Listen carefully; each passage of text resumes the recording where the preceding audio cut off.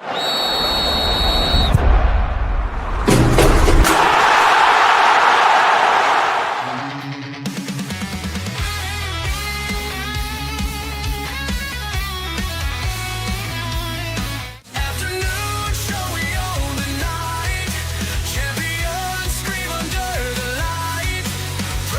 is a great honor for every fan of the Dallas Cowboys. I'm honored to be in the NFL.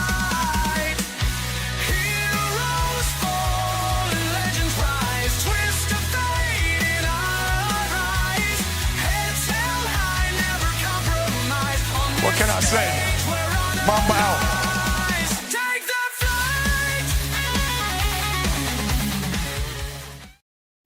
All right, what's happening, everybody? Welcome to the afternoon show presented by ESEN. I'm Chris Gonzalez, joined by Tony Gonzalez and Jay McLovin. How's it going, guys? Going good.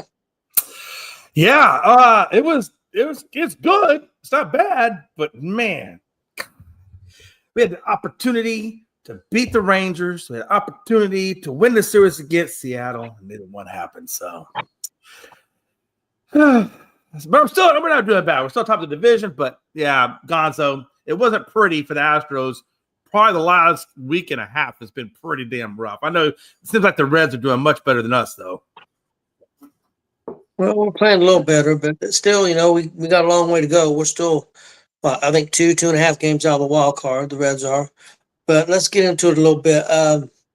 Milwaukee sweeps the Dodgers and actually swept the season. We're going 6-0 against the Dodgers. So they've got the Dodgers numbers. Dodgers, I watched most of that game. Their relief pitching is a big problem for them that they've got to find a way to fix. So if they're going to do anything. The Reds won their series against the Mets, 2-1, had a shot at a sweep, but couldn't hang on to the game yesterday, lost 3-2. The Yankees lost the first game to the Braves, but then come back and won the last two and won the series against the Braves. Seattle won the series 2-1 against Houston. Houston did come back yesterday and beat them pretty good after getting down, I think, a couple of runs and come back and got the game tied up and then went on a pretty good run. I think beat them 11-3 or something like that. But then, and real quick, I'll tell you who you start off today with. The Reds got Washington at Washington. The Yankees go to Toronto for a big series for them. They definitely want to play well there, or Toronto could open up that gap on them for first place. We got Houston going to Arizona. I just seen where I don't know who's pitching for Houston and Arizona, but Arizona is the favorite in that game right now. I did just see that. And we got the Twins at the Dodgers, and we got Milwaukee at Seattle, which, Jay, could be a good thing for you if Milwaukee stays hot. Milwaukee at Seattle. Yeah. Milwaukee's won the last 10 in a row. So for you hope Milwaukee don't cool off at Seattle. Guys, your thoughts on the weekend after coming back from the All-Star break and what your team looks like? Chris, we'll go to you first. No, I was happy with the way the Reds came out of the All-Star break. Got a big win Friday night to open it up against the Mets. Austin Hayes hit a couple of home runs, and he was kind of struggling. He was struggling before he got off to a hot start of the season, then got hurt. Missed probably about 3 weeks to at least 3 weeks, maybe a month.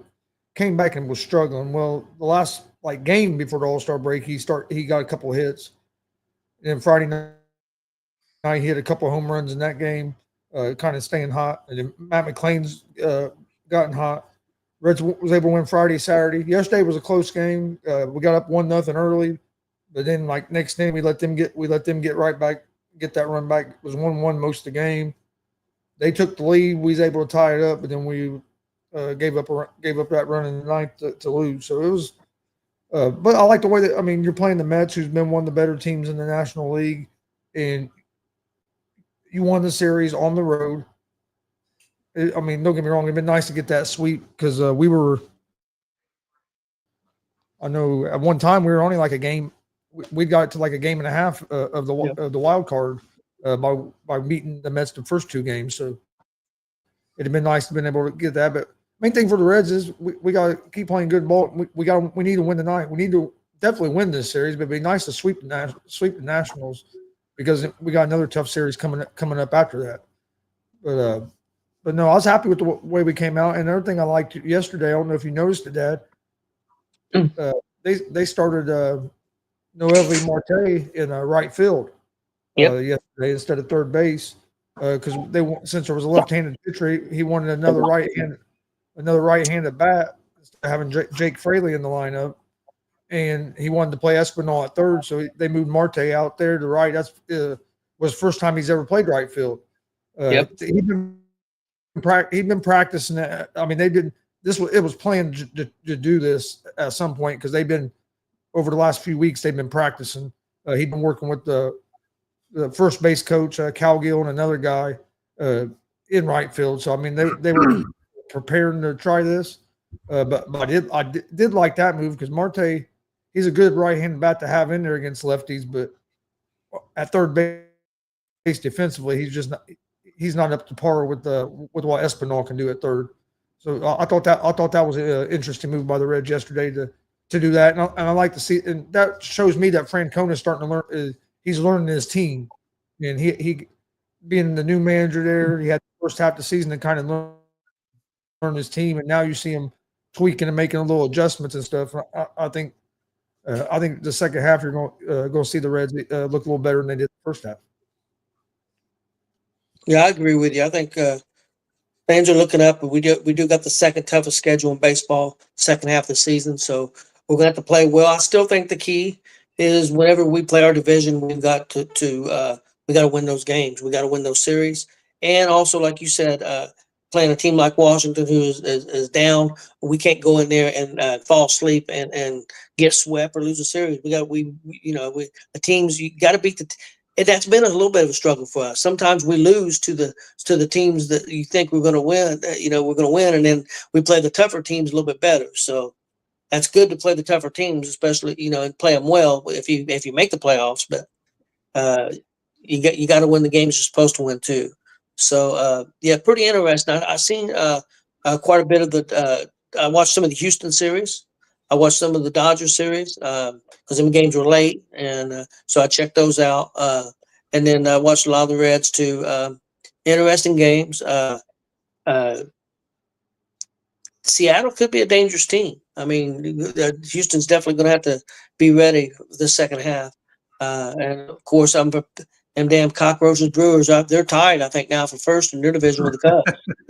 I think they're actually tied. So you got to watch out for them Brewers. You can't fall asleep on them. But pretty interesting start to the second half of the season. Jay, what do you think? Hey, real quick before Jay goes, I don't know if you saw this either. I forgot to mention it. Hunter Green is probably going to make a start this week in the minors, either tonight or tomorrow. Okay. And I think 1A or 2A, and then they plan on taking him to AAA after that. So if everything goes right and he has no setbacks, they look to have him back here in the majors here pretty soon. Okay. Now that we've gotten off some irrelevant Reds news, we can talk about some serious stuff now. Talk about the losing. I gotta give Gonzo a hard time, man. Come on, it's not a show if I don't give Gonzo a hard time, and he don't have a blood vessel popping out of the side of his forehead or something. No, hey, you guys are in good shape, right? The Astros, we're not in good shape. We're not. When you look at our depth chart, everything on there damn near says IL-10 on that son of a gun, man. I mean, like, I don't know if you can see this or not, but like. And that's just you know what I mean? That was like, and it's all like that. It's throughout the whole lineup. So you got Paredes on a 10-day, you got Pena on a 10-day, Myers is on a 10-day, and Alvarez, I don't know if he's ever coming back. So, and then of course all of our pitchers, are all damn near on Tommy John recovery or whatever. So I don't know, man. I don't know how much longer we're gonna be able to sustain where we are in the division if we don't get healthy or find a way to get healthy, because we literally have a makeshift roster. Dubon is filling in. Melton's obviously on the IR. We got Trammell and Hummel, who are, just these fly-by-night guys we brought in to kind of fill some roster spots to give us some love, and it's very, very makeshift. If you look at if you look at our starting lineup, it's full of red. I think, like I said, tonight we got was it Colton Gordon is on the mound, and that guy, he's not bad. He's got a little, 4.5, 4.5, 4.6 ERA, whatever. He's not bad, but we got a lot of inexperienced guys on this rotation outside of Hunter Brown and Valdez. And I don't know how much longer they're going to keep. And I think that's part of the reason why Houston is so it's like the underdog against the Arizona tonight, is because of the fact that we have a rookie pitcher, Paredes and Pena. Everybody's on the damn Jacob Meyer. All of our top hitters, with the exception of Altuve, is on the IR. So I mean, it's not even really the Astros. It's just a makeshift team, that they got out there, which is fine because we're doing well. But at the same time, that's not going to float it's not going to float in the playoffs. Yeah. So we got half a season left to Sounds try like to get somebody, back like in the starting rotation. Sounds like the relevant Astros have a lot of pussies on the team. Nobody can stay on the field. I don't know I don't know. I mean, because you got better record than you do, so I don't know. You We- won 5 more games I don't than know. us. I mean, maybe vaginitis is the way to go in the league these days. I don't know. We I don't ain't pussies. We ain't pussies. We just suck.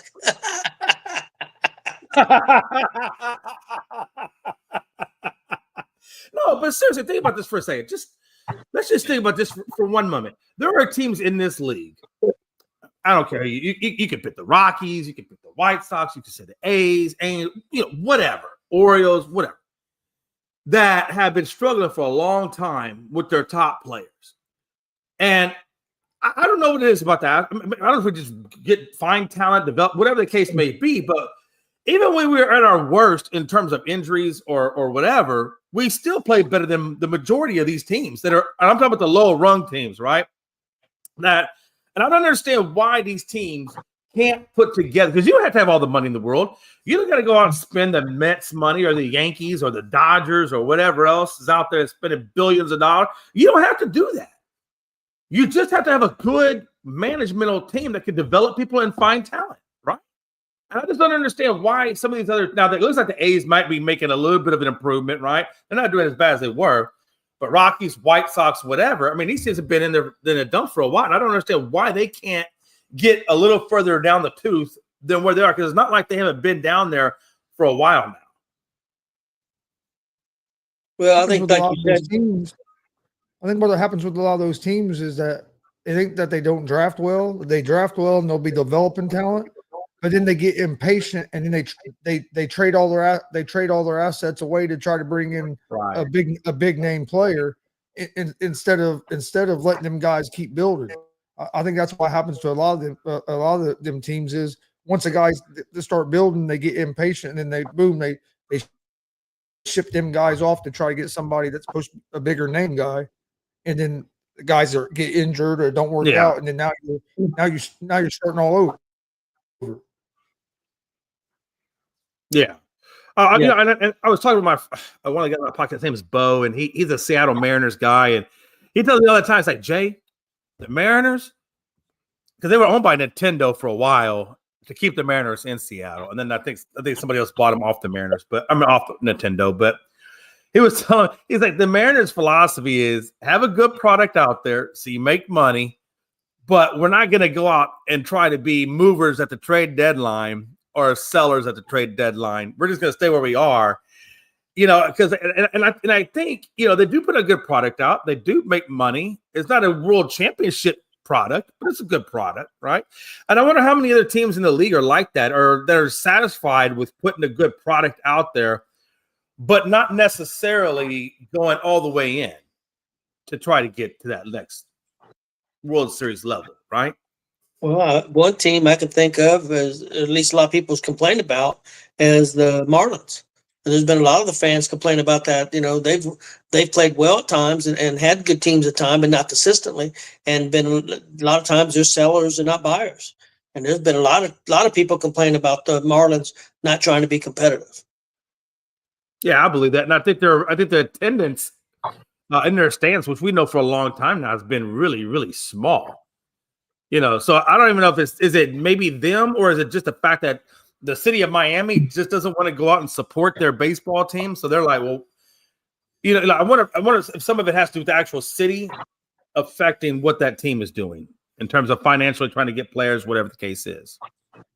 I mean, I think that could be some of it. That could be some of it. I think what the bigger problem is the way baseball's set up, because now with the bigger market teams, they've jacked the prices up so much on these players with these big ass contracts that the smaller market teams and owners that don't have the money, like the Dodgers owner or the Yankees owner or the Mets owner. So them top teams have kind of outpriced the other teams on your star players. Right. A lot of these other teams can't afford the star players because they're going to get outbid by the Dodgers or the Yankees or the Padres as of late, the Mets, these teams that have the money. I think the only way to really get more like parity, I guess, for lack of a better word, in Major League Baseball is for there to be some kind of a salary cap or some kind of a structure where it's a little more of a level playing field with all the teams, like kind of like what you see in NFL and in other leagues. I mean, they're the only league that doesn't have some kind of salary structure. Yeah, no, absolutely. No, I totally get what you're saying. In all the major sports, like hockey has one, NBA, NFL, like every other league does. I think that would help these smaller teams be more competitive, and then the fans would think, okay, our team has a chance to maybe go on a run.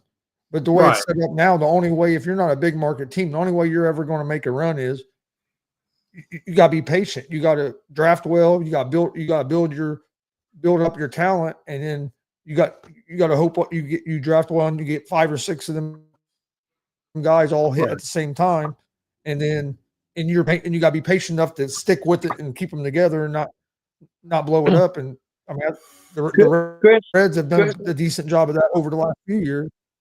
I want to see if you agree with this. I think the Reds have done a good job with that. I think the Reds' big misstep wasn't necessarily being patient, because I think they've done good with that. It was the manager they had. I think they waited way too long to go out and get a quality manager. They went with an unproven moron. He wasn't never a proven winning manager anywhere at any level, and I think that's the big mistake the Reds made. Yeah, because if we'd had Francona 4 years ago, when we had Castellanos, Suarez, Winker, India, when we had that squad, if we'd had Francona as the manager, I believe we're a playoff team. Like we missed the playoffs that 1 year by 2 games in Arizona, and Arizona went to the damn World Series. And we had them until the end we had that wild card spot till the end of the season and blew it. If we'd had a good manager, I do that. We had a solid team with that core, but like he said, they didn't put a good. Now we have I believe we have the right manager, and we have a good. And right now we have a good core of talent. So I mean, we have a chance to be competitive. But unless that's not the only way you can do it, if you're not a big market team, is you got to be patient, and you got to build it from within. Right. I mean, because if you're a small market team, the only way you can really compete is through development, right? You're not going to be able to get the top players right up off the rip. You're going to have to get it through the draft, or you're going to have to go to South America or whatever and get these players to come over and play for you. And you build it low. The problem with a lot of these small market teams is, and why I think it's hard to put a longevity together with it is because when these players do come in and they do get developed, and if they do blow up or they do have a great season, whatever, then their contracts are going to be huge, and these teams can't afford to keep them. So they might bring them in, keep them a season or 2 or 3, Well, Jay, it's really just like college football. It's the same thing as what these small market teams do is that they develop these guys, and then the bigger market teams pluck them from all the small market teams, just like a Mid-American Conference college, like Ball State here in Muncie. Anytime we get good, the next year we're going to be terrible because all the bigger colleges are going to take all of our players, and then 5 or 6 years later we'll have a good team again, and the next year we're going to be terrible again because they take them, and that's the same thing that happens in baseball. Yeah, all the You time. build up a guy, All the time. you like the Reds. I hate to say it, I'm a big Reds fan. Well, what's the odds of De La Cruz signing his next contract with the Cincinnati Reds? It's not very good.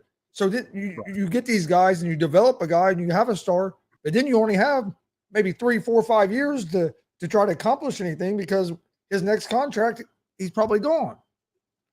Which I hope De La Cruz isn't, but I mean, that was just an example. Because, I mean, he's going to be able to go to the Yankees, Dodgers, or somebody like that and get paid a hell of a lot more than what the Reds are going to pay him. And the Reds might be able to pay him, but the problem is if you do pay him, and then you're in trouble because now how are you going to keep your pitchers? How are you going to keep? If you pay one guy that much money, now you're going to go in a tough direction. If you pay one guy that much money and then he gets hurt, or if it don't work out as you think it's going to, then it sets your whole organization back.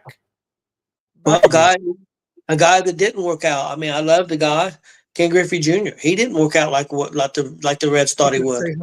Right. Couldn't stay healthy, and I mean, they paid him a lot of money, and that hurt the Reds, no doubt about it. Hurt the organization. Yeah. And that's the thing, right? I mean, every once in a while you'll get a small market team that'll win the World Series, right? Tampa's done it. Even Miami, I believe Marlins have gotten a championship. It's not like they can't do it. It's just hard. It's just freaking hard, And so I feel like, as long as there's just as a disparity between, the financial means of a Dodgers or Yankees or whatever, it's because they have all the damn money. And it's money buys championships a lot of times. But it's been like at least a lot, more than was average. Yeah, but the Dodgers isn't the first team or the only team to do that. I mean, the Yankees done it for years. Oh, sure. It's been going on baseball for years. But you just said it right there. The Dodgers have done it. The Yankees have done it. These are all teams that have an assload of money. But right? To kind of put a bow on it, I did hear the commissioner last week on Pat McAfee show when Manfred was on there, and he talked about how there's a need for some kind of a salary cap or some kind of structure. So absolutely there's a need. That's something that they're trying to work towards in the next CBA. So I don't. I mean, he didn't guarantee it that anything was going to happen, but it is something that Major League Baseball is trying to institute some kind of a salary cap or some kind of structure. Sure. So that'd be something to watch for within the next few years when they have their next CBA. Okay. And it's necessary, real quick. I'm just to caveat or to cap that off real quick. And that's the reason why. That's the best reason right there, Gonzo, why we need a damn salary cap, because it will bring the league back into alignment and stop these damn, unregulated teams that have all the money in the world from buying the damn championships. They're buying them flat out. They're freaking buying them, guy. We all know that because they have the means to do so. It's been like that. But it's not a fair advantage, Gonzo, is what I'm saying. It's not a fair advantage. Yeah, no, I agree. But financially, Houston can't pay what the Dodgers are doing. Houston can't pay what the Yankees are doing. I agree with you. It's crazy. Oh, I agree with you, but it's been like that my whole life. Yeah. Well, my whole life too, because I'm older than you are. I even think it's probably as old as Tony's life over there. We all know how far that goes back. That's a long way. Hey, I remember when Tony was around as one of the first members of the Polo Club out there at Polo Grounds. Yeah, I was around when the dinosaurs were the mascots. No, but in all seriousness, though, I mean, I agree. I think there needs to be a salary cap, right? That way, everybody has a certain amount of money to spend, and this is where we're going to go, and this is how we're going to bring back competitive balance in the league. Well, there should be that. I agree. The problem is it's going to be hard to get the players to agree to that because the players aren't going to be making the same kind of money they are now. They're not. Oh well, they'll get over it. And then if they don't get a salary cap, I think they at least need to get there at least needs to be a minimum. There should be at least be a roster minimum that a team has to a minimum salary a team has to spend on their roster. So that way you don't have teams that are not trying to be just or not even trying. So like set a price and every team has to spend at least this much money on their roster. That would help out with some of the teams that fans don't think are trying, because then at least they gotta spend some money. Right. Yeah. But I still don't take about the big market teams still having the big advantage. But I think that would at least make it look better to the fans of those small market teams now that, okay, at least my owner has to spend this much money. He can't be spending $10,000 a season on a damn roster. Now he has to spend at least $1 million. I totally agree with you on that. But I think if you don't have a salary cap, you have to have some kind of minimum that a team has to spend. I think that would help a little bit. I think it'll help a little bit, but it's not going to solve the problem, right? Because at the end of the day, watch this. If the Yankees are out there spending, $300 million, and we say, okay, Athletics, you're required at a minimum threshold to spend $125 million. That's your minimum threshold, whatever. I'm just this number. It's not going to solve the problem because you're still getting outpaid by all these other people. Yeah, they're still going to outbid you, but it's going to. That's what I said. I like the salary cap. Not the salary cap. I like the cap. I like the salary cap too. But what I'm saying, if they can't get a salary cap instituted, that would be an option to where at least it might be the second best thing, right? It's going to make the fans of smaller market teams feel like at least my team's trying this. At least they're forced to spend money and try to do something. What about a system like the NBA's got, where you have penalties and aprons and stuff? Oh no! Let's go. I'm more like the NFL. Let's just go a hard cap and let's make it roll. Kill it. Well, yeah, but I agree with you about the hard cap, but that's a harder sell. I'm just wondering maybe if an alternative would be with the aprons and stuff. At least that would penalize some of these people, and they would have to pay a lot of tax and get penalties, draft picks, different things. I mean, if you were to find them draft picks, perfect. I would rather if that's the route we're going to do, which is fine, because I know they had those. Because here's the deal: millionaires, ultra whatevers, that little tax threshold, that ain't. They've been doing it for years. That's not gonna do anything to them. But if you take away draft picks or their ability to bring in draft that could be something. Well, that's what the aprons in the NBA do. That's why you're seeing all these teams blow up their rosters after a couple of years, because if they don't, they're going to lose draft picks. They're going to lose flexibility. Yeah, and if that's the case, then I'm off. I mean, that'd be a better option than what they have now. That's what I was saying. I was trying to get middle of the road because I'm concerned that because of the players, they're never going to let that happen to get a complete hard cap. I was wondering if this would be an alternative, maybe, to that. Yeah. Okay, guys, let's move on and talk a little NBA real quick. Got 4 guys here that are on the move, going to new teams. Damian Lillard went to Portland. Bradley Beal to the Clippers. Marcus Smart to the Lakers. And Chris Paul looks like he's going to the Clippers. Jag, go to you first. What do you think about these guys? Is the one that stands out to you? Is the one you think it makes the team a lot better? Your thoughts on these 4 guys? Yeah. Well, I'll tell you, I remember, I think the Chris Paul pickup back for the Clippers is a good move for a couple of reasons. Number one, it's good for Chris Paul because that's where his family is. They're all in LA. And so he's able to wrap up his career because I don't think he's going to pay beyond this. I think 21 is a magical number for him. I think he's already come out and said, I think this is his final year. So it gives him the opportunity to retire in front of his family and things like that. And that's always a cool thing to see. Secondly, when you team up Chris Paul with James Harden, those two work really well together. And I think we saw that in the Golden State series up until the point where Chris Paul got hurt. Now, you're not going to get as much out of Chris Paul as what you did back in the early days, but his veteran mentorship, his veteran leadership, all the things, all the intangibles that he brings to that type of team, that weighs a lot. And I think we saw it in that Houston team because we almost took out Golden State and Steph Curry and company, but Chris Paul went down. And I think you saw when Chris Paul went down, well, the Rockets went by the wayside as well. So I think this shows the experience and the veteran leadership of a guy like Chris Paul. So I think for the Clippers, who maybe not have always had the strongest of leaders, right? I don't look at Kawhi Leonard as a leader. He's a load manager. I don't. So yeah, and I don't think Harden's not a leader, right? So I think Chris Paul is a good sign of leadership within this team, and that could be something that steers them in the right direction and actually getting over that hump. They've got a lot of other players like Brook Lopez, I think, is over there now, and I think Collins is over there. So they're bringing in some good spots over there on that team. Bradley Beal, he's with the Lakers now, correct? Or no, he's with the Clippers. Yes, So Bradley Beal, if he's healthy, I mean, that's just, I mean, and you put him in the right system, that Clippers organization is looking pretty good if they stay healthy. If they stay healthy, they're looking pretty damn good. Marcus Smart going to the Lakers. I mean, that's not a bad move for the Lakers. He's a talented guy. I think he can do a lot off the bench for them, which is another reason part of that I felt that where the Lakers were lacking a little bit was on that bench. So I think, and I'm pretty sure he's going to come off the bench. So that would be a good bench depth piece for them, right? The Lillard thing going back to Portland. Jeez Louise, man. Talk about the prodigal son comes home, right? I mean, he was always playing his best in Portland.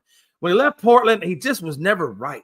And it's good to see him come back home, go back to the Blazers, finish your career where you started it, and I think it's good. I think it's good for the city of Portland, and I think it's good for him. Yeah, I like Smart to the Lakers. He's a good defensive player. I think that's a nice pickup for especially for what they paid. The Clippers, the one that kind of strikes me is I just seen the rosters and the age. Man, they're pretty old. And I was going to ask you guys, and Chris, you can go first. With the way the league has went, well, perfect example, Oklahoma. They're a fast team. They run up and down the court. They're young. The Clippers, I'm not saying they're slow, but they're a very old team. I think their youngest guy is 28. So, I mean, and they got a lot of guys 35. So do you think that they stay with a team like Oklahoma? I mean, you got a lot of experience, but up and down the court, I just don't know that would work against a team like Oklahoma. Chris, what do you think about that? And then Jay, you can. Yeah. No, I like what the Clippers have done. I think Bill and Paul are both solid pickups. I think the Clippers, if they're healthy, are going to be a good team. I think last year, I mean, if you look, they didn't have the best regular season, but toward the second half of their regular season, they started playing it. They got healthy. They started playing a hell of a lot better. Came in the playoffs, could have very easily beat the Denver Nuggets in that playoff series. They ended up going 7 games, and there was a couple of those games. The one game, Aaron Gordon got that tip in with like 0.2 seconds left or something. I mean, there was some weird endings to a couple of those games, and we saw what Denver did against OKC. So, I mean, who's to say? I mean, who knows what the Clippers were done against OKC? I think that'd have been a good series.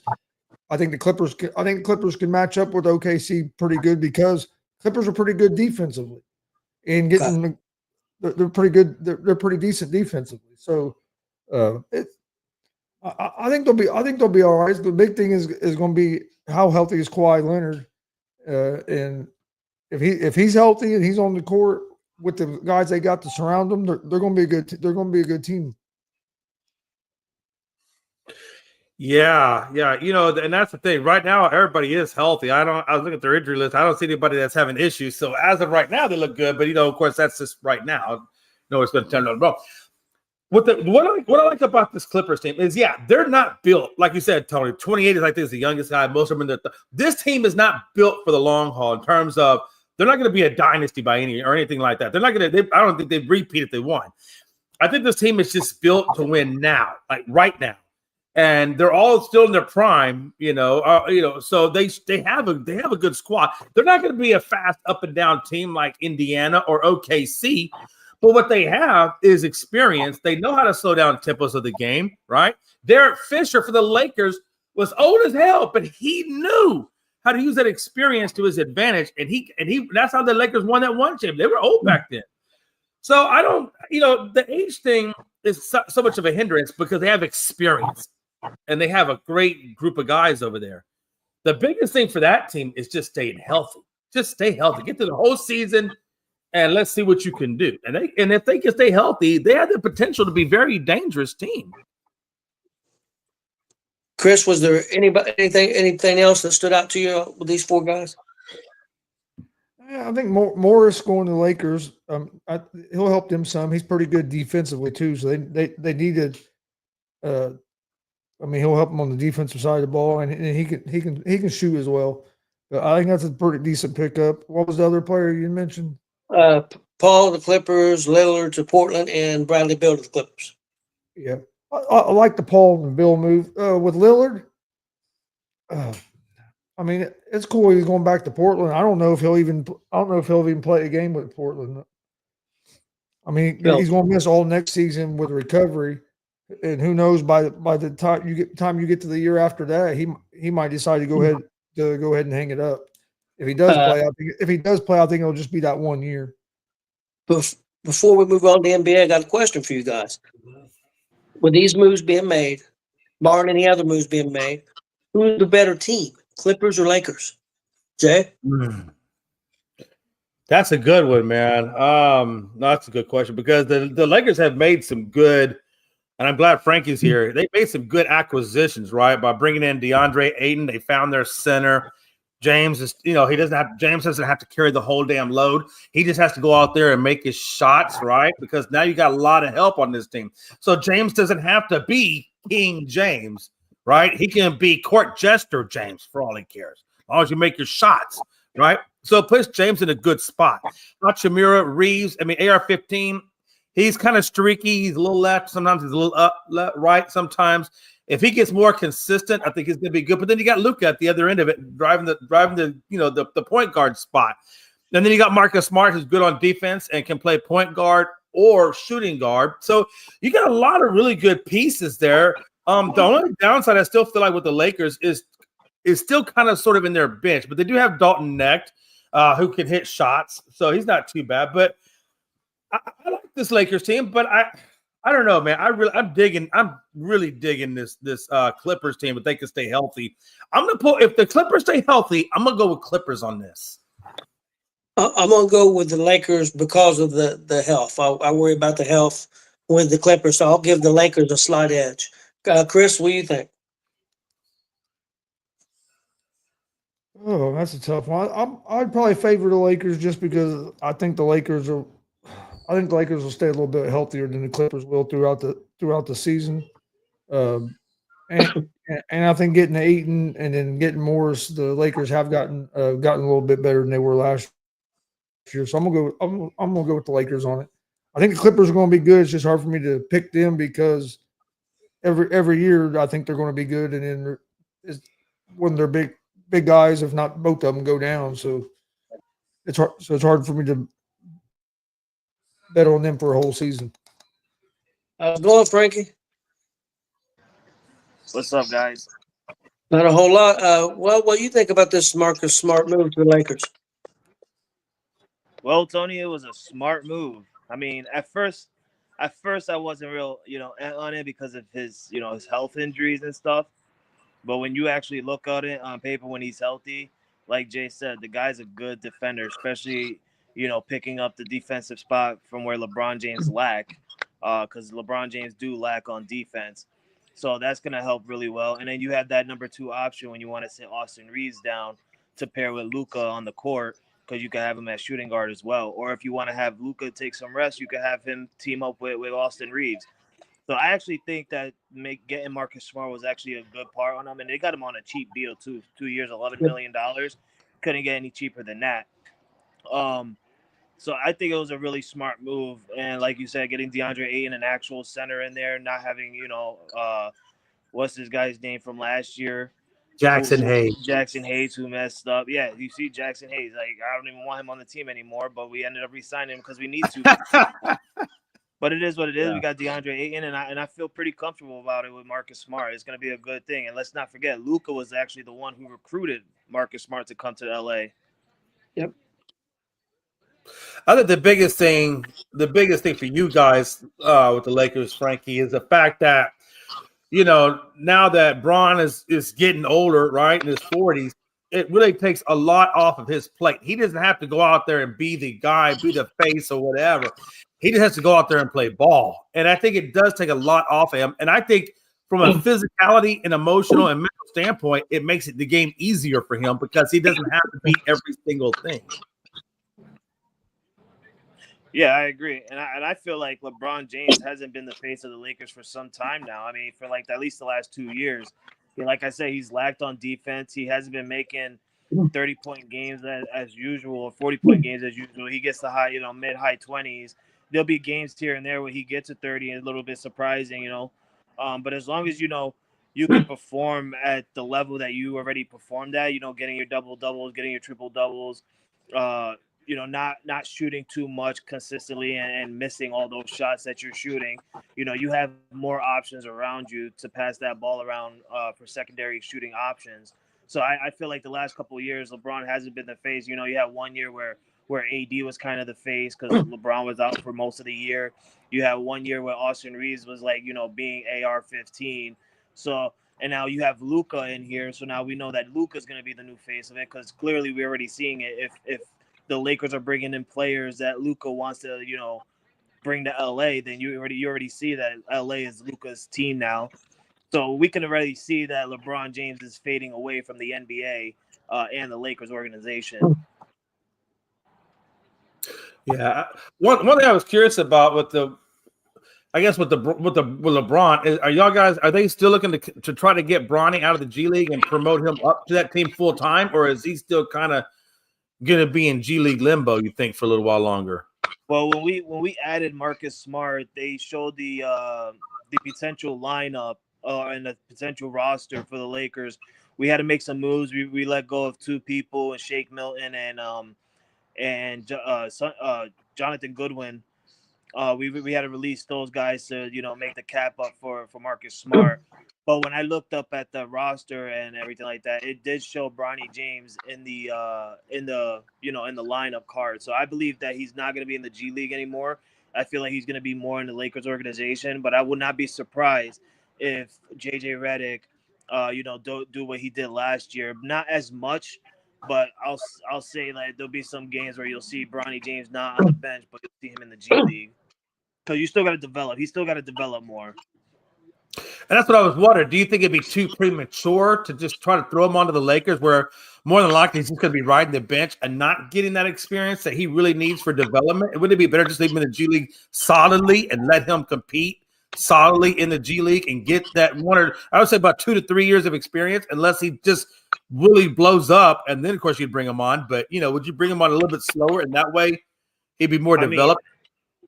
That's how I would do it, Jay. I mean, you like I said from last year, the kid literally just had heart surgery not so long ago, about 3 years ago. The dude had heart surgery. He had heart condition, everything like that. But the way I'm seeing it this year is, and I agree with you, Jay. If I'm the Lakers, that's how I would want to do it. Let the kid develop. Let him get back to the groove that he was at before having his surgery and everything like that, and see where we can go from there. If you feel uncomfortable with bringing him into the main roster, then potentially trade him somewhere else for something, like day 2 picks or something like that. Who knows?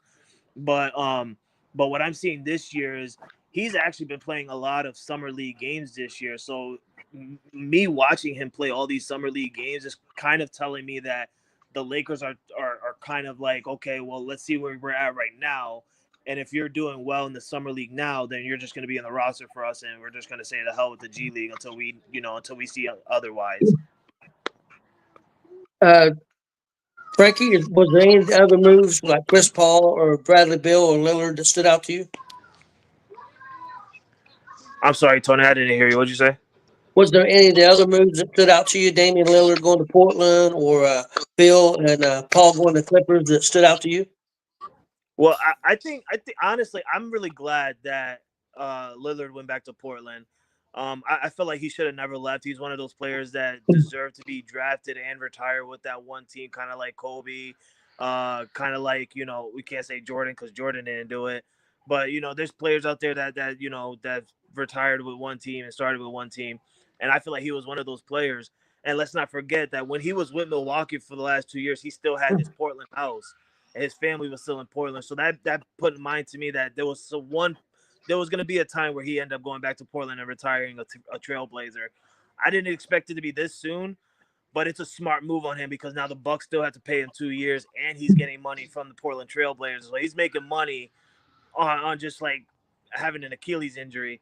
The Bradley Beal, I don't care too much about that, Tony. Like Bradley Beal's Bradley Beal. Like we already know what he's gonna do, and that's absolutely nothing but ride the bench, right? And then cry about riding the bench and then crying about how he don't get playing time and oh, I want to get out of here, blah blah blah.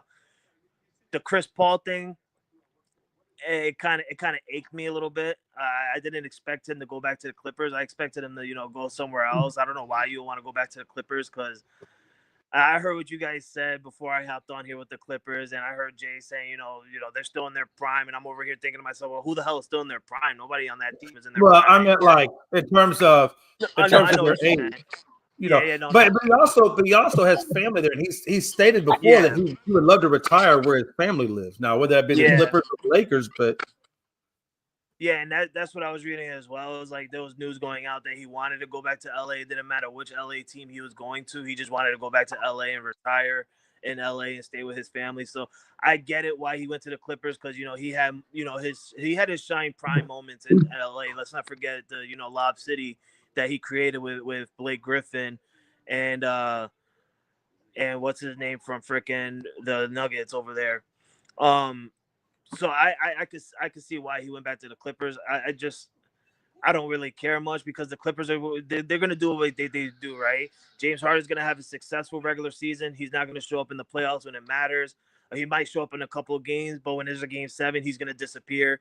Kawhi Leonard's probably gonna start the season, get hurt within 2 weeks, come back at the All-Star break, and then say, oh, my calf hurts, and by playoff time. Chris Paul's probably gonna be the only one that's gonna be productive all 82 games, because he did play. I think he was the only player last year that played all 82 games for the Spurs.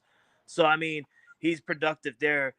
I feel like him and Zubac is going to be a really good 1-2. Chris Paul lobbing over to Zubac is going to be really good. We're going to see a different Zubac this year than we saw last year, definitely. But I think that's where, and I'll wrap it up this part. My part with this is I really feel like I understand what you're saying about James Harden, because I've lived the James Harden experiment for a long time. But I do know where I think Chris Paul helps the Clippers is not so much in his play as it's going to be in the leadership that he provides that team. And I think the leadership is the key component that the Clippers have been missing for a very long period of time. So I think that's really the biggest key component is his leadership, because Harden did play well with playing with Chris Paul. So I'd be curious to see how this all comes together. It's going to be interesting to watch no matter what. Okay, guys. Well, let's move on from the NBA. We'll talk a little UFC. Me and Chris both watched. I don't know if any of you other guys got to see any of it. The pretty good card. Max Holloway defended the BMF championship. He defeated Dustin Poirier, and Poirier's last fight was Poirier's retirement fight. If I remember right, Chris, Holloway had never beat Poirier. I think he was 0-2 against Poirier going into this fight. So it was a hell of a fight. Pretty good card. Chris, your thoughts on that fight and the card? I thought it was a pretty solid card. It was kind of flipped last week for the fight night. It was a bunch of knockouts. This week there weren't no knockouts, but a lot of pretty good competitive fights. I thought the main event was real good. Holloway looks like a totally different fighter since he's moved up a weight class. Yep. Holloway's was 0-2 against Poirier, but that was also at the lower weight. He moved. Since he's jumped up to this weight class, he looked real good his last fight, and then you saw what he looked like Saturday night against Poirier. Not having to cut all that weight. He has a lot more power. I mean, you saw that in the first round where he hurt Poirier, which Poirier hurt him as well. But I mean, and if you remember watching the first 2 fights, Holloway really didn't have that power. He was landing, but he didn't have the power to really hurt Poirier. Being up that weight class where he's not draining his body as much, you can see he had a lot more power. I thought it was an entertaining fight. Poirier had his moments. I thought he was going to finish Holloway there. Yeah. In that, I think it was the third round, if I remember right. Yeah, third. But Holloway just landed too much volume. Poirier landed the more effective shots, some of the more powerful shots. But Holloway had some big shots, and he landed the more volume. He won the fight, but it was an entertaining fight. Yeah, it was really good. I really enjoyed it. What was the other fight? Was it the semi one that was really good? 'Cause I'm having a brain fart on the names. There was another fight on that card that I thought was really good. It was, but I can't think of the names now. Kevin Holland fought somebody. Yes, it was Holland's fight. It was really good. It wasn't the Costa Wasn't it fight. Holland versus Rodriguez? Yes, it was Holland versus Rodriguez. That was a hell of a fight. Rodriguez. It was 2 fights before the main event. Yeah. that- The main event wasn't great, or not the main event. The semi wasn't great, but that one was really good. Yeah, it looked like Rodriguez was going to beat Holland. The first round was pretty much Rodriguez, and Holland came back, and then Rodriguez came back a little bit at the end. That was a good fight. Rodriguez made Holland. He made his legs wobbly at the end of that second round, and he knocked him down. I'm surprised that the ref didn't stop the match, but I get it because the dude was like on the ground on his back, and he's still moving and defending himself. But Rodriguez got that when he hit him in the face and he dropped him. I thought it was over right then and there. I'm like, oh my Lord. And then in the co-main event, Paulo Costa just he made that guy right at the beginning of the fight. He hurt the guy with that right hand, and he made that guy scared to throw his hands the rest of the fight. That Krylov, all he did the rest of the fight was try to kick because he was afraid to throw his hands because he knew when he threw he was going to get hit. And he didn't like getting hit by Costa, so like he just quit throwing his hands until the third round. He finally opened back up, and he had a little big success. But the first and second round, that dude wouldn't throw a punch for nothing because he was keeping his hands up. So I thought Paulo Costa looked real good in that fight. That's a big dude, man. Sounds like Jay. Jay would have still been throwing them hands. And I will say though, I did watch the UFC pay-per-view, and I will say that Dustin Poirier, I've loved watching this man fight. I've watched him on his first fight all the way to his last fight. It was an amazing career that he had. 30 wins, multiple time champion. He's just one of the greatest UFC fighters to ever hit the octagon, and I felt that was a good main event, especially for it to be the part 3 of that fight between these two. They had great fights in all 3 fights, honestly. But I feel like this third one was really good. I get why Holloway won. I'm just more upset the fact that Holloway won by unanimous decision because I feel like Dustin has some he at least won round 2, round 3. He had some round wins. I feel like it should have been at least a split decision on Holloway's part. But Dustin, man, it was a great time to see your UFC career. It's really sad right now. I know like Chris, Tony's seen many UFC fighters because he's like 78 years old. Yep. You got Chris up there who's he's 55 years old. He's seen many people, and then you got Jay up there who nobody even knows his age because he's hiding with Trump and they're hiding his age number. We don't know how many he's seen, or we don't even know if Jay even watches UFC, if that.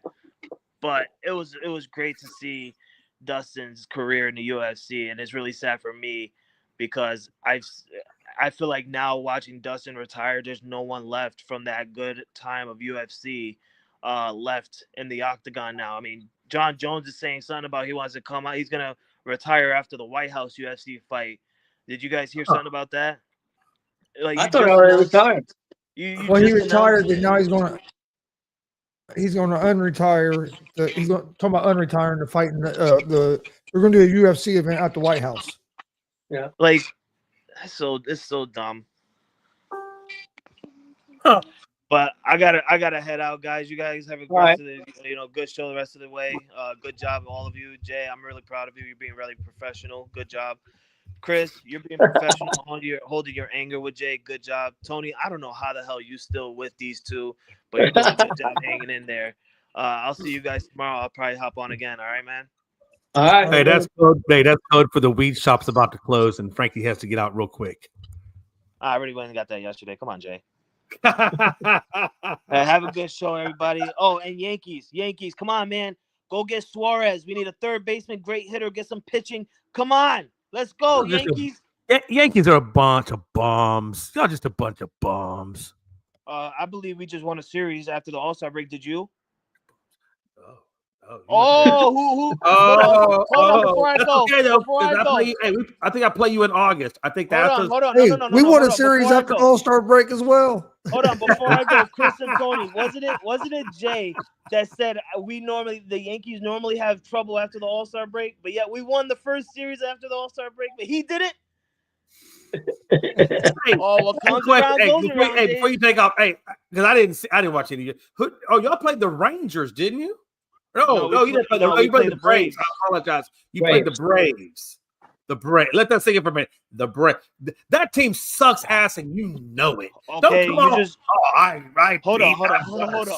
Hold on. We're gonna do that because you just recently swept the Dodgers and you lost 2-1 to the Mariners, who the Yankees swept twice this season for you guys. But the Mariners are a way better team than the Braves are right now. Okay, that's my cue to go. That's my cue to go. I can't believe he just sat there and said that, but that's my cue to go. All right, guys, enjoy the rest of the show. All right, enjoy it. Bums. Okay, guys, let's move on to a little boxing.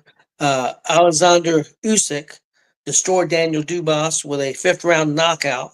Usyk owns all the heavyweight championships and is undefeated. He beat Fury twice. He beat Joshua twice. He beat Dubois twice.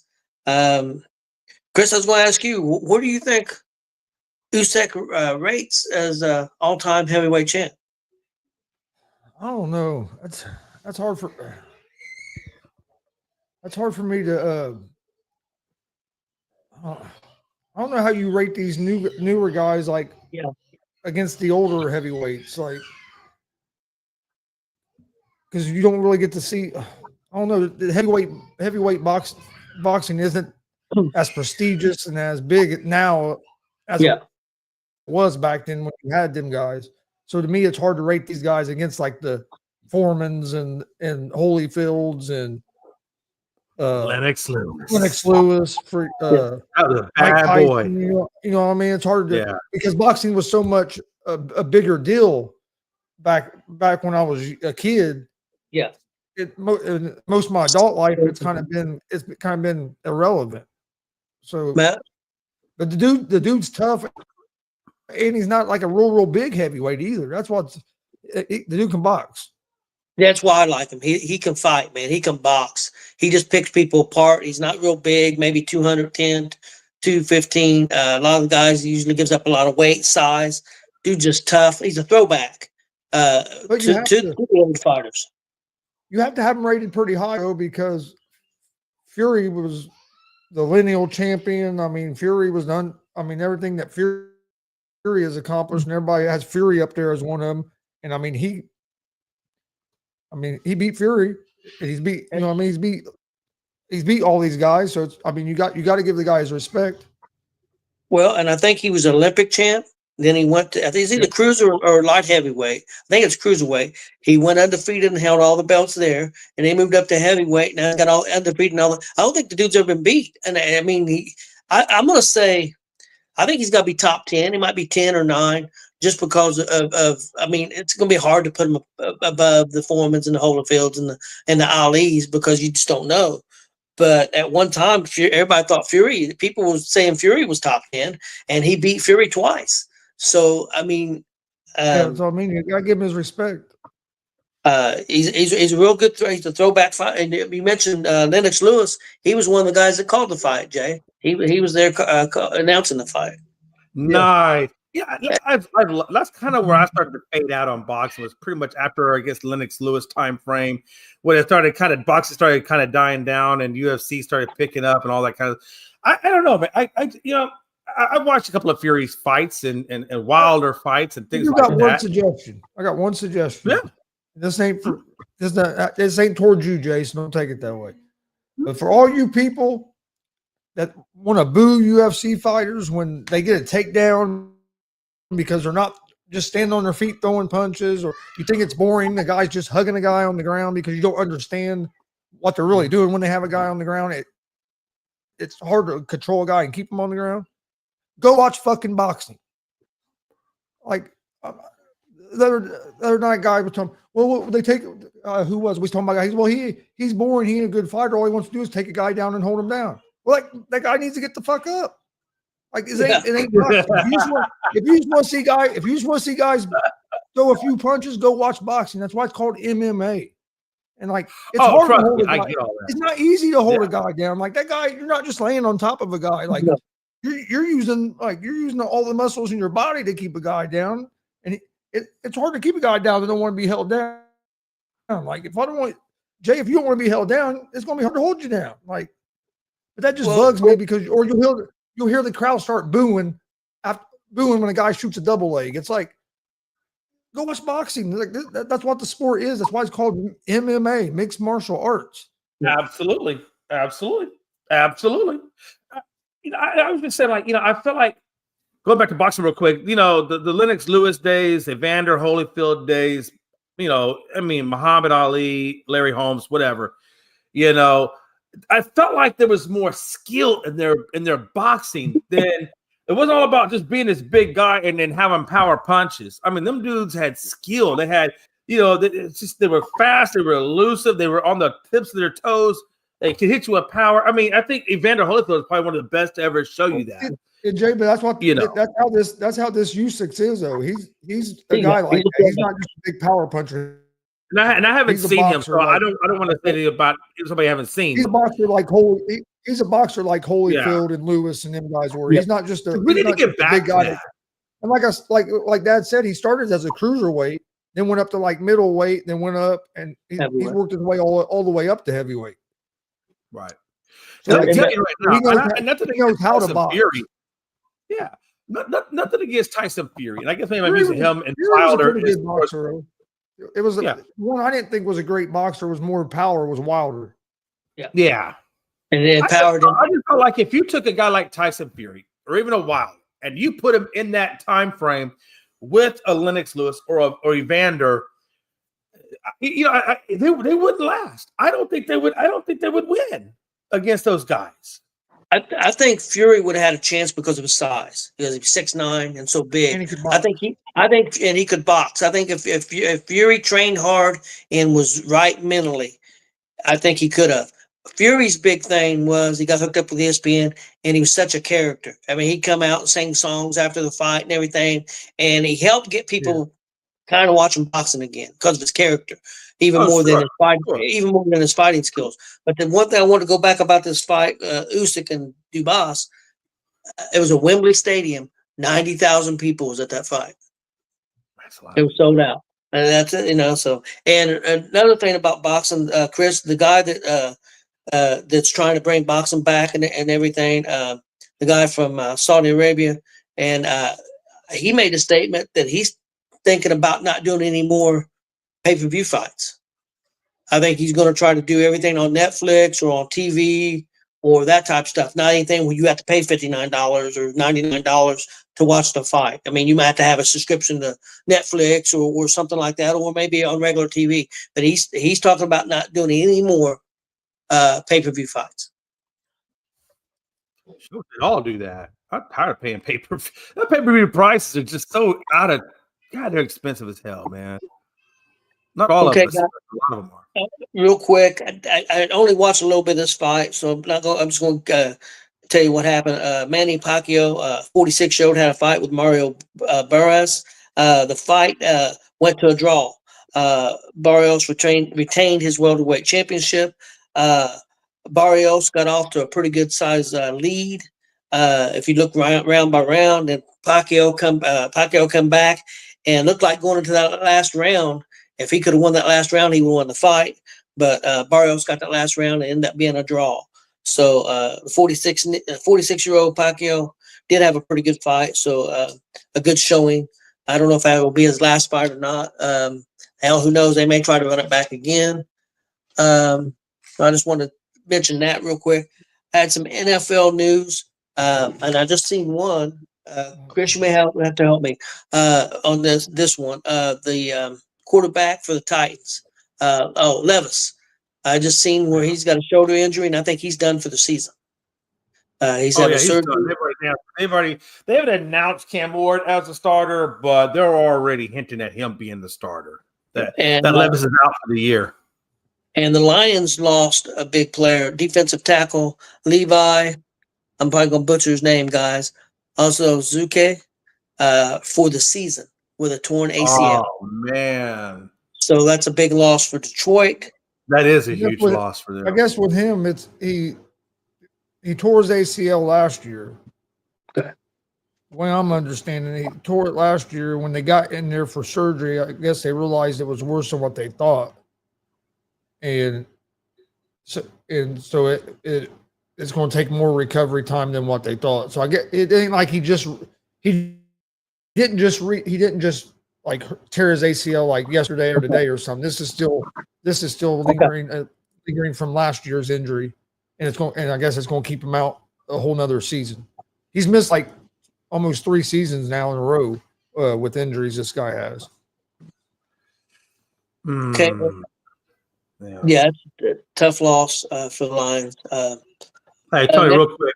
Pacquiao did say that he wants to fight again, so I do expect Pacquiao to fight again. Okay. They're wondering is he going to go after Mayweather or Romero again? I think that's the big question for him right now: is who will be the next fighter? So that's it. Yeah. And last thing I had, guys, was WNBA. I'll be straight up honest with you. I didn't watch the All-Star game. Don't even know who won the damn All-Star game. I'm just going to be honest. But the big thing coming out of the All-Star game, and I'm still seeing on my TV, is about the players wearing shorts, wearing shirts, wanting to be paid more money. They're claiming that they will set out if they don't get paid more money. Chris, you follow it more than I do. I've got some thoughts. I've got some mixed thoughts, but want to get your thoughts on the women of the WNBA and should they get paid more money? Do you think they're going about this the right way, the wrong way? What's your feelings on this? I think they're going about it the wrong way. The shirts were the stupidest damn thing I ever seen in my life. Okay, yeah, you want more, but did you see what the shirt said? I just seen it, but I don't remember exactly what it said. I The didn't shirt see said, it. the shirt said, "Pay us what you owe us." You ain't owed a goddamn thing. You ain't owed a motherfucking thing. Yeah, I understand you want to get paid more, but you ain't owed nothing. And that's what the shirt said: is pay us what you owe us. WNBA don't owe you nothing. They owe you what you signed the contract for. Hold on a minute. I think I'm right there with you, Chris. I'm right there with you. Tony, I'm gonna let you go last if I that's think okay. Because I know. Do I think they deserve to get paid more? Yes, I do think they should get paid more than what they are getting paid. Should they be getting paid the same as an NBA player? Hell no. I mean, you're in a league that's losing money. Look, here's the thing. When the league starts making money, yeah, I do think Caitlin Clark should have been making more than $80,000 last year as a rookie in the WNBA. I mean, the money she's bringing in for the WNBA, she should have been making more than $80,000. That's what her salary was as a rookie in the WNBA was $80,000. Should be more than that. Of course, she did make a lot more than that because of all of her endorsements and stuff. But I understand that, yeah, the WNBA should. You want more money, but I think they're going about it totally the wrong way. And the shirts turned me off from it right away because you're not owed nothing. Yeah, here's my thing. What they should have, if you wanted to wear a shirt like that, pay us what we've earned or something like that, but not what we're owed because none of us owed anything. You know what that damn shirt should have said? What that shirt should have said was, "Hey, ladies, start supporting the WNBA so we can make more revenue so we can get paid more money." That's what they should say. All right? Because let's be honest. If the position that you're applying for says you get paid X, then you get paid X. Well, if the league is losing $50 million, so that means they're not even turning a profit. They're having to lose money. Well, you can't get blood out of a turnip if the turnip shouldn't even be there in the first place. They should be lucky. I'm surprised, honestly, that the NBA has even canceled the WNBA and says no more WNBA, but we all know they use it as a tax write-off. So it has certain advantages for the NBA. And if the NBA said we're not going to help the WNBA no more, the whole world would turn against the NBA. talking about Probably. how bad they are and this and that. Probably. But if you look from a business standpoint, outside of the WNBA being a tax write-off, there really is no benefit for the WNBA to the NBA other than it's just a tax write-off. But that's what I'm saying. But it goes back to their shirt, right? Their shirt says, "Pay us what you owe us." Well, last time I checked, if the league is losing money and the job description says X, suck it up, Buttercup. It is what it is. Your gender doesn't make money in the world of basketball. If it did, we wouldn't have shirts that says "Pay us what you owe us." I mean, I know what they want, but there's not a demand for what they do. What the WNBA's biggest problem is, they have one person that people want to watch. Of course. And that's nothing against the other women, because there's some talented women. Asia Wilson can play some basketball. I've watched her play. She's probably the best player in the league. Best player in the league. But the person that everybody wants to watch is Caitlin Clark. As soon as they announced that Caitlin Clark wasn't going to be in the wasn't playing the All-Star game, or wasn't going to be in the 3-point contest, ticket prices went down 50% for the WNBA All-Star game here in Indianapolis over the weekend. 50%. When she was hurt for 2 weeks, WNBA ratings went down 50%. Like, when she plays, people watch. If she's not involved, people don't watch. And that's their biggest problem is you got the one player that people watch. You got the other players that are good players, but people aren't watching them. But all these other players, they think they're just as big as stars and want paid like they are. And until you start until the league starts getting more money, they're not going to be able to pay them like that. And they're never going to be able to pay them like the NBA. Like, the NBA's been around for a long time. Of course not. They don't have that kind of capital. Like, they're not bringing in that kind of money. So if these, but like I said, as soon as I saw the shirts, that threw me off right there, because, like, of course it did. I mean, of course. Look, here's the thing, right? If they really think that they're owed more money, then why aren't the endorsements reaching out to them to give them the big endorsement contracts? If that's really the case. Now, Caitlin Clark got hers. I think Angel Reese got a little bit, but that's because they're name recognition people. But if you don't like what you're getting and you don't feel like the endorsements are coming your way, don't take it out on the NBA. Just take it out as the interest in your sport isn't as much there as you'd like for it to be. Yeah, or your stadiums would be filled up, right? Yep. I have mixed feelings. First of all, like Chris said, they sign a contract. It's like a player that comes in baseball, NBA thing. They sign a contract. That contract says how much money you're going to make. I don't know how long their contracts are, 1 year, 2 year, 3 years, but they know what they're going to make. They have the option to sign it or not sign it. So, again, like Chris said, you're getting what you're owed because you signed that contract.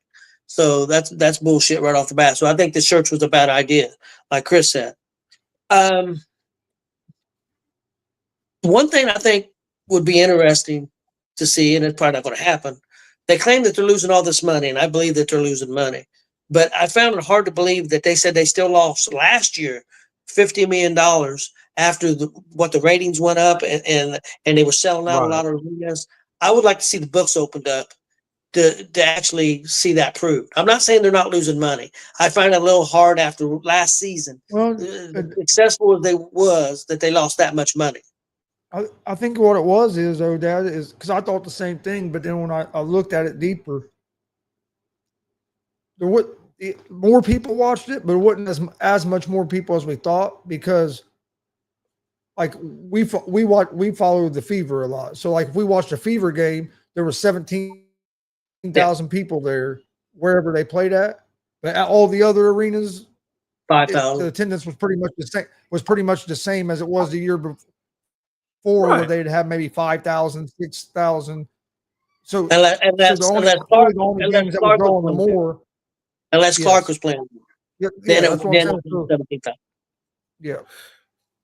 And look, guys, at the end of the day, man, these players, I understand they want more money. Hell, who in this world doesn't want more money? We all want more money. But the problem is this: it comes down to dollars and cents. And if your league isn't making the money, How the hell can they pay you? That's what it comes down. And they got to start taking this approach of you owe us this money, because we always say, look, sports are a business. At the end of the day, it's a business. And if the business isn't making money, that's like me going to work in a bar and saying, man, I wish I made more money in tips. But there's nobody coming in the bar to give you the tips. So why am I going to make more tips? Come on. It's simple finances. And you get mad because the finances aren't there. Well, the finances aren't there. Put on your T-shirt. We need more women to watch the WNBA so we can get paid. That's the target audience that they should be upset with, not with the owner, but they should be upset with the consumer not wanting their product. Chris, do you know what? Do you have any idea what the top paid player in the WNBA is? No, not off the top of my head, I don't. I was just curious. I didn't know if Are you talking about endorsements or just just the salary was. Okay. I was just curious so my thing is, first of all, like Chris said, there's no way you're going to get paid like NBA players. What kind of increase are you talking about? Are you talking for rookies making 80,000 that should jump up to 160,000? Or I mean, what are they looking at? I mean, are they looking at this fairly? Like what I'm saying, I think they deserve a better pay than $80,000 a year as a rookie. I don't disagree with that. But again, what are they looking at? Do they think, oh, well, a rookie should be getting paid $3 million a year? Or they got to be realistic in what they're trying. And I don't know that with that shirt, I don't know if they're realistic. That's what my question. And you listen. Entering 2025, the highest paid WNBA player is Indiana Fever star Kelsey Mitchell. Mitchell's base salary is $249,244. So that doesn't make her the highest, because one I found was Jackie Young from the Aces, and she's making, well, I don't know. You may be right, because this says Jackie Young at around 250,000. So she may be below the 249. So you're probably still right. So yeah, Okay. so roughly 250. We'll just round it off. 250 is a top player. So what are they looking at? Are they wanting a 100% increase? If somebody's making 250, they would like that to jump up to 500,000. I mean, again, it's what they're looking at. They're not going to get into the millions of dollars. They're not popular enough. They're not making money, like Jay said. I mean, so I just don't know if they're realistic in their thoughts. And if they're not realistic in their thoughts, the NBA may have no choice but to say, if you guys are going to be realistic, we may have to shut it down. A'ja Wilson, who I believe is the best player in the WNBA, her base salary is $200,000. Well, she's got a bone to pick. Personally, from her standpoint, I think she's got a bone to pick. You said Angel Reese? A'ja Wilson. Oh, Angel Wilson. Angel Reese ain't close to being the best player in the WNBA. Yeah. You would never hear Angel Reese and best WNBA player ever come out of my mouth. No. Too many angels in this world. Angel, Asia. But, I don't guys, hear too well, though. That's why I had to ask you a second time. Not trying to cut you guys short, but I got to go. Okay. Well, we'll get out of here for today. Well, make sure you take toilet paper with you. I mean. No, I have to. Something I thought got done yesterday. I was told it was going to get done yesterday. Didn't get done yesterday, so I got to take somebody to go pick up their vehicle. So, okay. As long as you're not whacking nobody, or all right. You never know. I might. I will see. I'll see you tomorrow, hopefully. Yeah, check out GWR tonight at 6:30, guys. All right. We appreciate everybody watching. And please hit that subscribe button on YouTube. And we will see you guys tomorrow afternoon.